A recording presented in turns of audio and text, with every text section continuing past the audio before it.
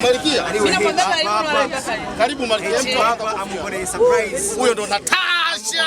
Surprise. Bana wewe ndo Malkia. Mimi hapa Burundi kichonileta ni kufuata wakubwa. Asante. Wewe ndo Malkia. Asante sana. Asante cyane. Jamani.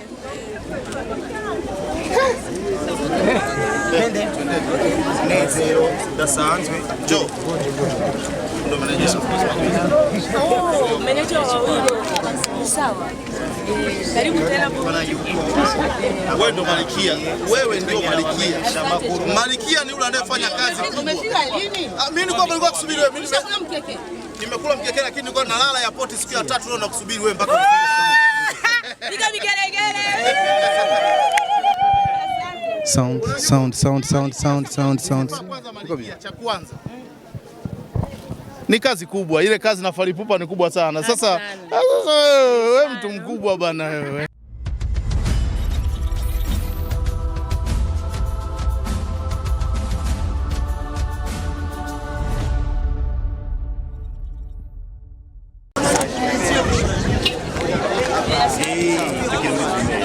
Natasha, karibu sana.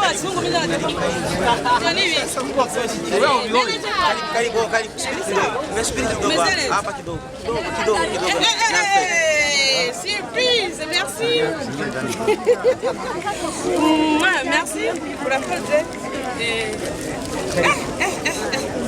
Hiyo surprise ni vitu gani? Julian.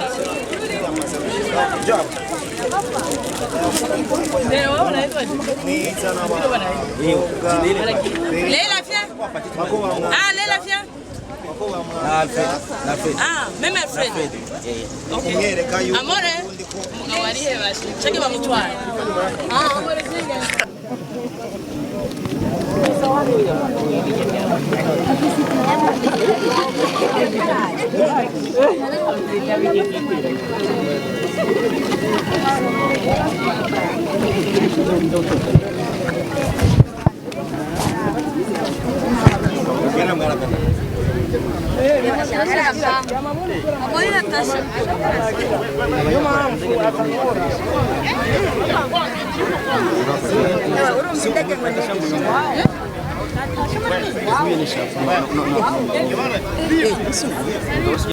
Malkia, karibu Malkia, mtu hapa amkore surprise. Huyo ndo NATACHA.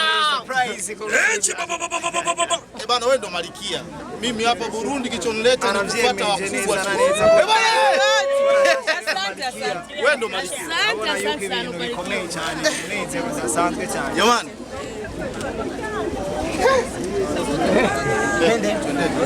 Nezero dasanzwe. Jo.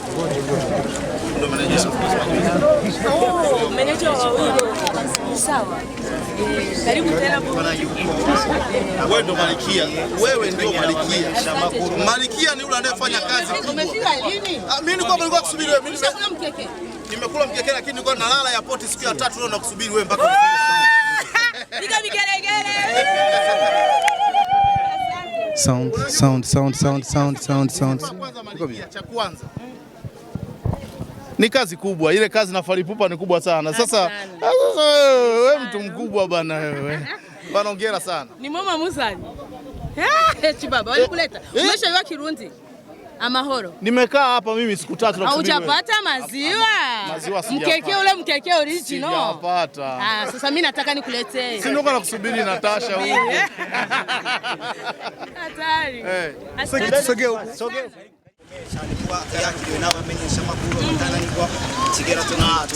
Baba amesema sitatoka Burundi bila kuona NATACHA. Msanii mkubwa amefanya mengi sana East Africa.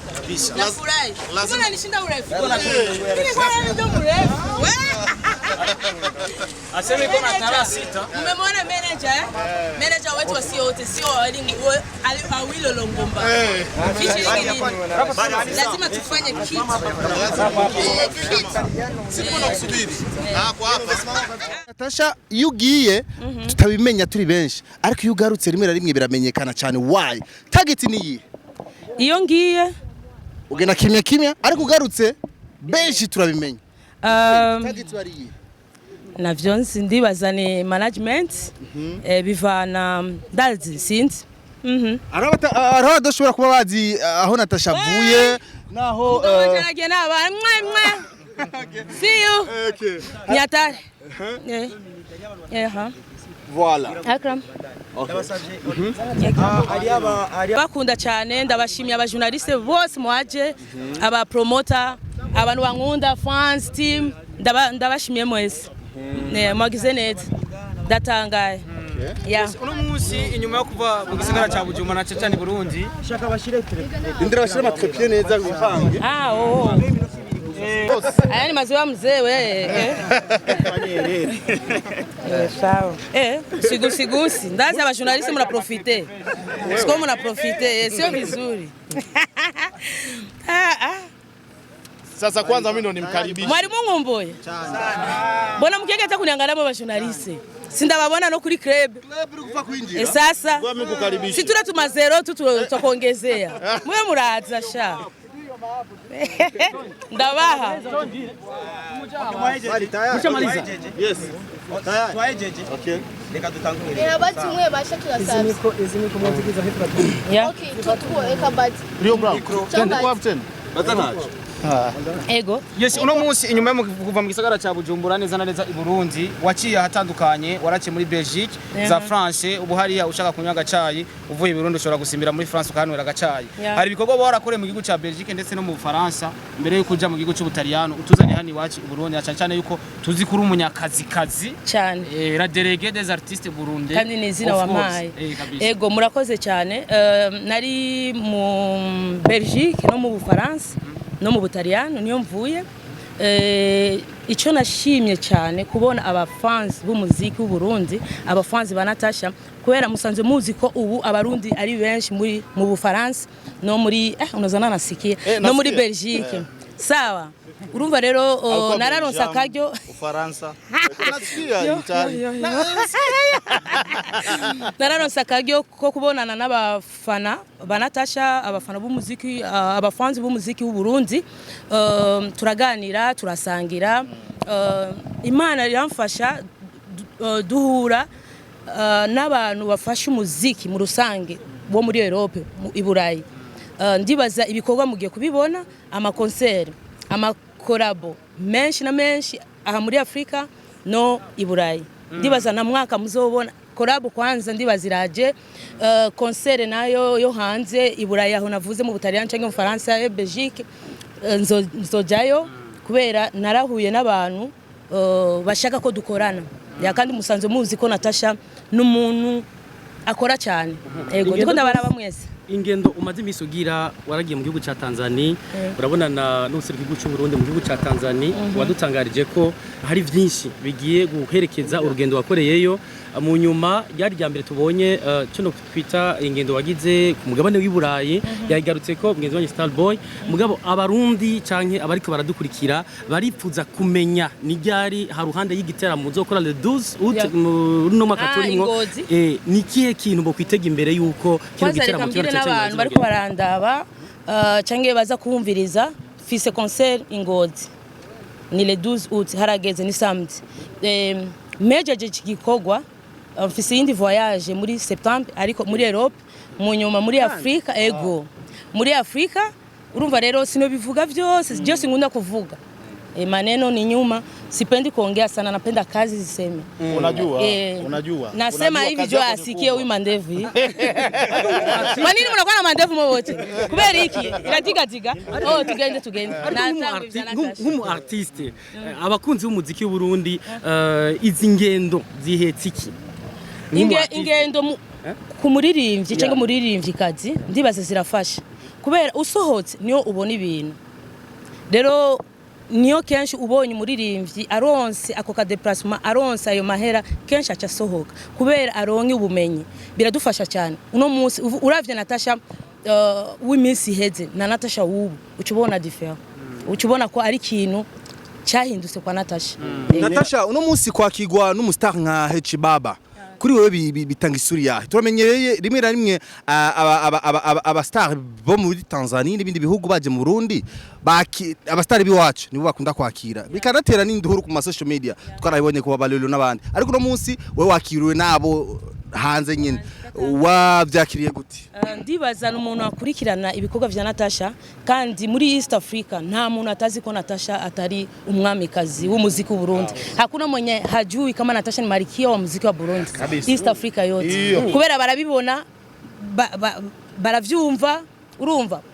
Ndibaza amategeko yose ndayakwijije. Rero uno munsi Chibaba petete yumvise ko Natasha aza kuza mu nyuma ndaza kubaza sikujua ndauliza alijuaje nini lakini kikubwa na furahi ndanezewe cyane kubona Chibaba urazi ni muririmbyi yadutanguriye rero ukamubona nk'umuririmbyi wo muri Tanzania aje mu Burundi kandi akakira Natasha umwamikazi si bintu ndanezewe cyane. Natasha ni Alvin Gucci kuva muri Hit Top TV the number one cyane in our country mu muryango waguse cyane muri dire kwanza mubonye agize challenge kile ni kiuno ama ni kayungio ningali natafuta na bibi yake anakufa ningali natafuta na zile za kuweka baba twende Natasha imbere ya vyose kwanza karibu cyane mu gihugu cyacu shiza aho wakiriwe n'abamenyesha makuru insinzi ni kintu twovuga yuko ataco wari witeze cyane no kumubona Chibaba ari hano ariko ikintu cya mbere je ngomba kubaza Natasha nivyo wamufata rutema ikirere ugenda hanze ndetse ukanakorana n'amakolabo ari international cyane twovuga yuko nivyo agafaranga karajamwo urashiramwe n'amafaranga menshi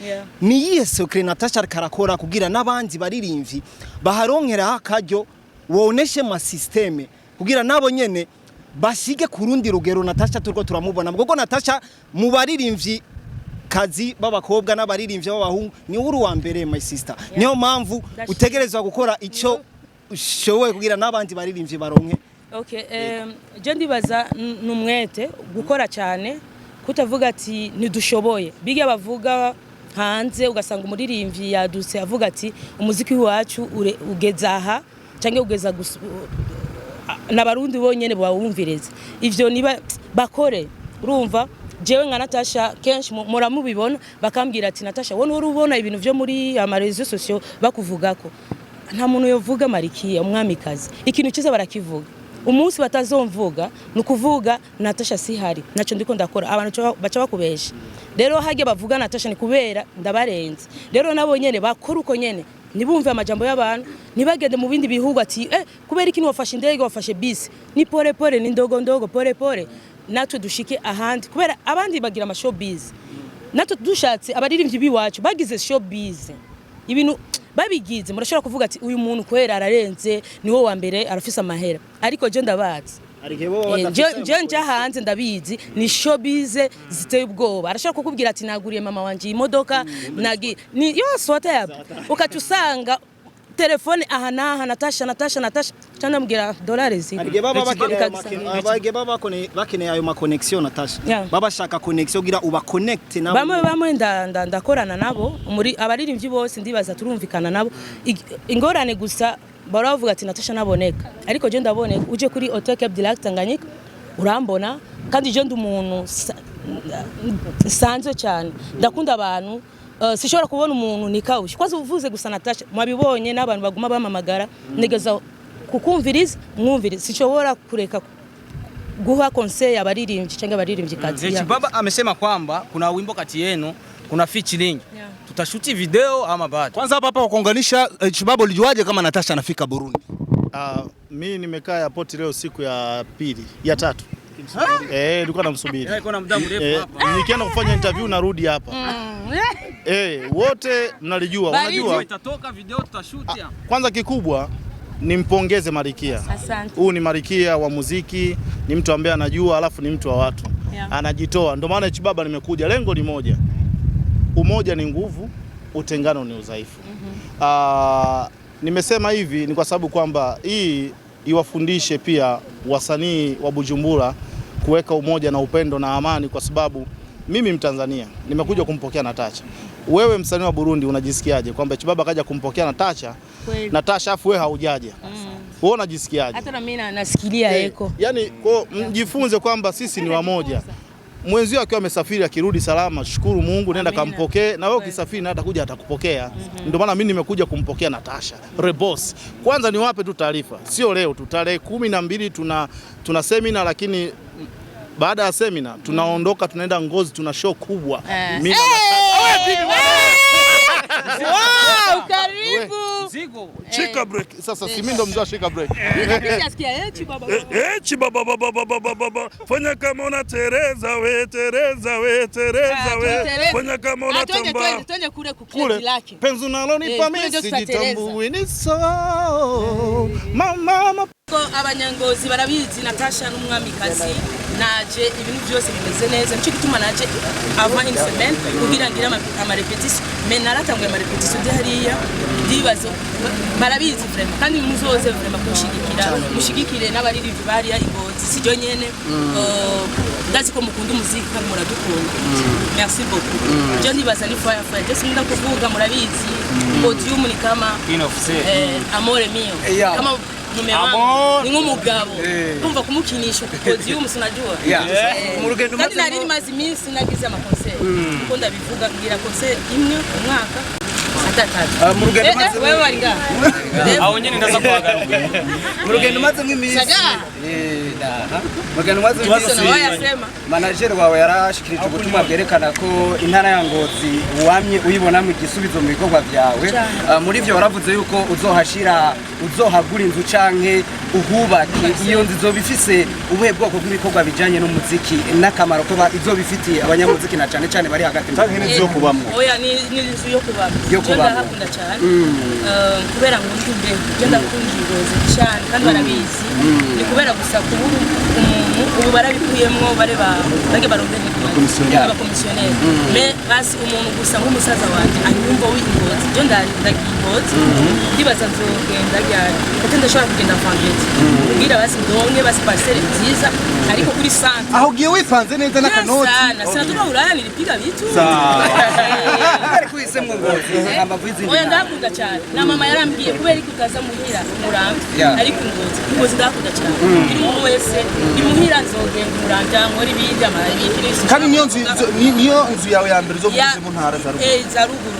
Ngozi bishobotse bariko baranyumviriza mubwiye nyere muri nga sikuwa yamuko wa komisioneri kubera barabibuje ariko umuntu ambwiye gusa haje bariko baragurisha kubera ukuntu Ngozi na haleluya ariko bavuze mu bijanye na strategy y'umuziki wawe n'iki gihe usanga iri kirazi hinduka bivanye n'ukuntu ibihe biza biraza ariko dushaka kuvuga hari nyinshi watanze ngo nugukora ariko abandi bariko baravuga yuko hari abagenda bavuga ngo production cyangwa ubinyanyuzi bw'u Burundi bari ukuntu usanga buri mu rwego rwo hasi uri kurakora ikina cyane cyane mu ngendo uri kurafata mu bihugu biteye imbere kugira ngo production y'igihugu cy'u Burundi nayo nyene ishobore kuronka kanovera kuzo ego murakoze cyane kenshi baraba bitubaza mutubaza kenshi kubera iki dusohoka hanze kurondera irya quality canke video nziza ndibaza n'aba producer canke aba director bashobora gukora cyane ati umuririmbyi nashobora kubyitaho byose ati abikore byose ati utangure kuvuga producer giriki director giriki kwandika indirimbo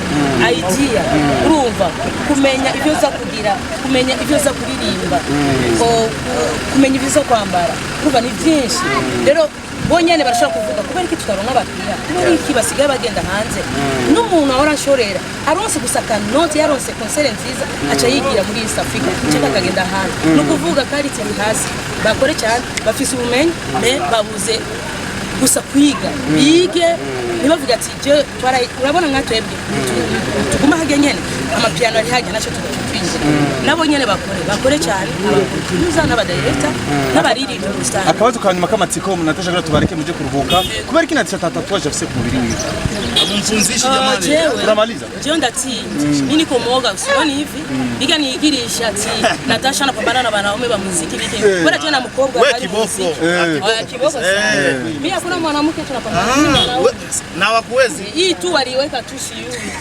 kubera gusabana umviriza je mu mabari interview wanje nukunyene murashaka abantu batwenge mukitakaza serie ngo kuri club tugira umuntu siko vile negereza gutweza abantu bagatwenga murakoze cyane nariko ndavuga gute ni tatuaje Tatuwaje njo ndatinya urushinge umuti urabona nibi bangiriye kubera nari mutu mama sishobora kutogesha tatuwaje ariko fise tatuwaje Imana yampaye haleluya yitwa niba kumenga ni love itari love si bintu iyo ni tatuwaje Imana yampaye iko nanamba kwa nini sina tatu mimi naambia niko na tatu ile Mungu alinipata oji siwezi kuwa na tatu mimi ni moga hata mimi sina tatu lakini uko na tatu sita ego abandi nabo ndabakunda cyane siko mwambonye nababonye kiu sio vitu izuba si vitu urakoze cyane show ya ngozi mbona wambingo show ya ngozi karibu nababwiye nibambie utakuja tunaenda wote mimi nakusaje ngozi sio tunaanzia Friday kabisa mimi nataka kununua uwanja pale ukija wa Tanzania mnakula